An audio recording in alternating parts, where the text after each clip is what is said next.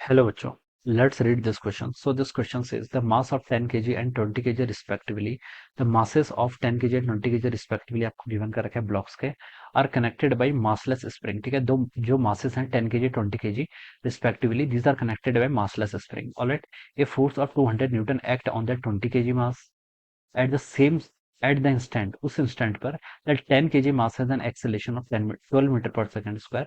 What is the acceleration of 20 kg mass. 20 kg मास का बच्चों क्या बताना है आपको, एक्सेलरेशन यहाँ पर बताना है. ऑलराइट, तो चलिए इस क्वेश्चन को स्टार्ट करते हैं. So we can write down the key concept of this question. इस क्वेश्चन का बच्चों देखिए आप की कॉन्सेप्ट क्या लिख सकते हैं. आपको एक्सेलरेशन बताना है ना, एक्सेलरेशन ऑफ 20 kg मास. ठीक है, तो न्यूटन सेकंड लॉ लिख लीजिए. क्या लिख लीजिए, न्यूटन सेकंड लॉ. ठीक है, न्यूटन सेकंड लॉ देखिए क्या बोलते हैं आपकी, force is equal to mass times acceleration होता है.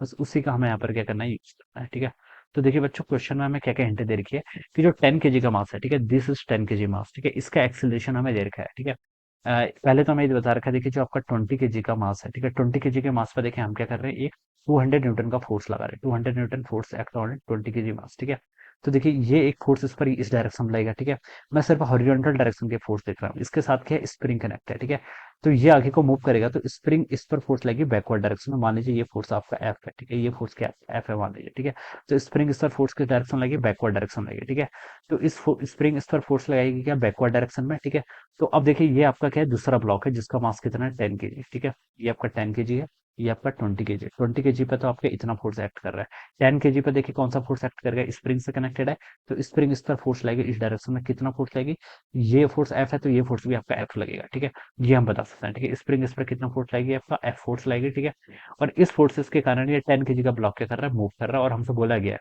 At the instant shown that 10 kg mass has an acceleration of 12 metre per second square. ठीक है, ये 10 kg के मास का एक्सेलेशन गिवन कर रखा है. ठीक है, एक्सेलेशन गिवन कर रखा है, तो मैं ये बता सकता हूँ कि जो आपका नेट फोर्स एक्ट हो रहा है किस पर, 10 kg के ब्लॉक पर, वो कितना होगा, इसका मास टाइम्स इसका एक्सेलेशन. ठीक है, तो बच्चों मास कितना है इसका, मास तो बच्चों इसका 10 kg है, इंटू इसका एक्सेलेशन कितना दे रखा है, 12. ठीक है, तो बता सकते हैं एफ नेट कितना हो जाएगा, 120 न्यूटन. तो बता सकता हूँ जो इस पर नेट फोर्स लग रहा है, यानी कि ये वाला फोर्स एक हॉरिजॉन्टल डायरेक्शन में तो सिर्फ स्प्रिंग के कारण फोर्स लग रहा है, तो उसकी वैल्यू कितनी होगी, 120 न्यूटन. ठीक है, तो ये 120 न्यूटन आपके यहाँ से कैलकुलेट करके बता दिया. ठीक है, तो यहाँ पर जो फोर्स लग रहा होगा आपका, जो ब्लॉक 20 kg का है, उस पर देखिए कौन कौन से फोर्स लग रहे हैं. अगर मैं इस पर न्यूटन लॉस ऑफ मोशन लगाऊं, ठीक है, तो देखिए इसका मास टाइम्स नेट एक्सेलरेशन, ठीक है, वो मुझे फाइंड आउट करके बताना है. ठीक है, इजिकल टू देखिए कौन कौन से फोर्स लग रहे हैं, summation of all the forces होता है. एक फोर्स आपका 200 न्यूटन लग रहा है, किस डायरेक्शन में, राइट में लग रहा है, तो मैं इसको पॉजिटिव ले लेता हूँ.